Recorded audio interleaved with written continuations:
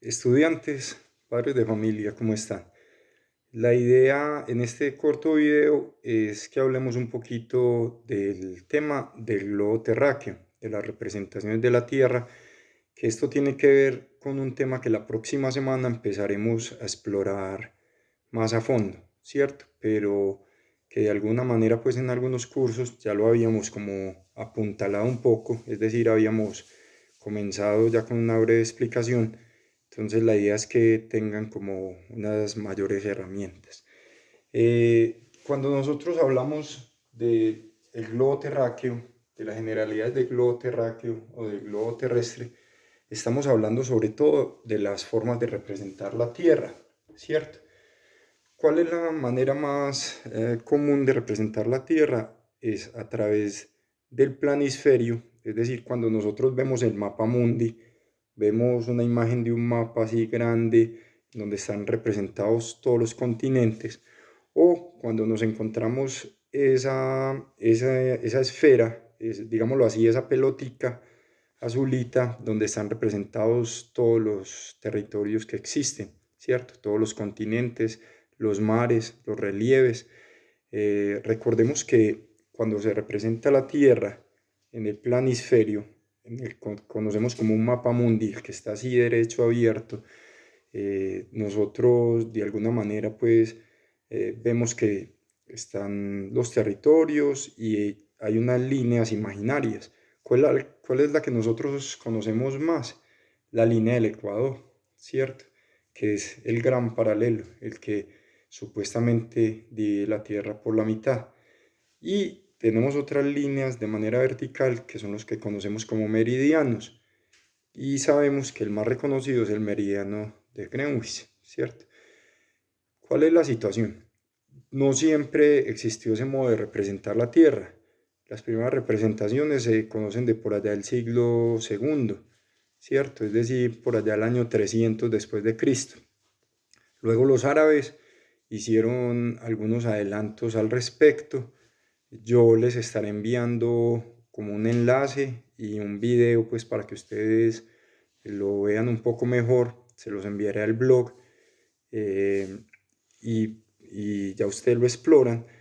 Pero lo que me importa en este momento es decirles que como nosotros conocemos hoy en día la Tierra, como está representada, solamente eso se vino a desarrollar entre el siglo XVI y siglo XVII, es decir, después de los años 1500, 1600.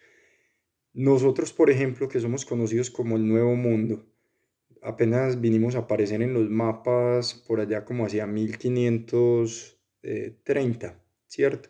Cuando unos alemanes empezaron a hacer como unas representaciones gráficas de los territorios. Entonces, miren, nos descubrieron, aparentemente, pues, según las teorías más recurrentes, nos descubrieron los españoles, ¿cierto? A cargo de un italiano, de Cristóbal Colón. Pero quienes de alguna manera se interesaron más por hacer las representaciones fueron los alemanes. ¿Cuál es la situación? ¿Por qué la importancia de este tema?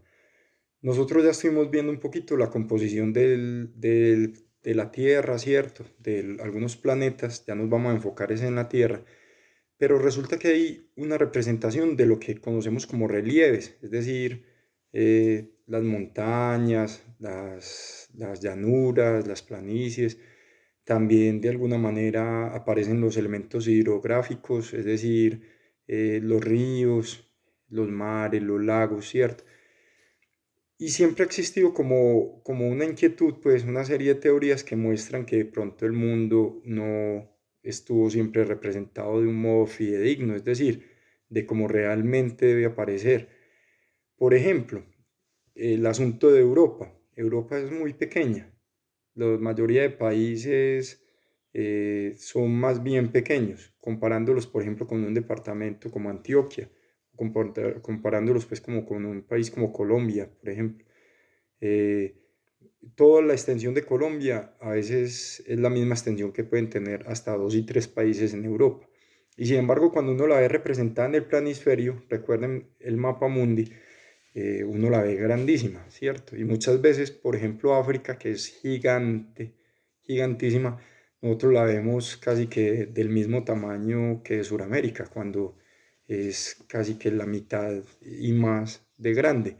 Entonces, en esas representaciones geográficas también muchas veces jugaron asuntos del poder, asuntos políticos, queriendo mostrar mayor, digamos, un mayor estatus de ciertos territorios. Entonces, la invitación es a que sigan unas lecturas que les voy a pasar en el blog, les voy a recomendar también unos videos y que ustedes discutan eso también en sus casas, en familia, ¿cierto? ¿Cómo es que se ha representado el territorio?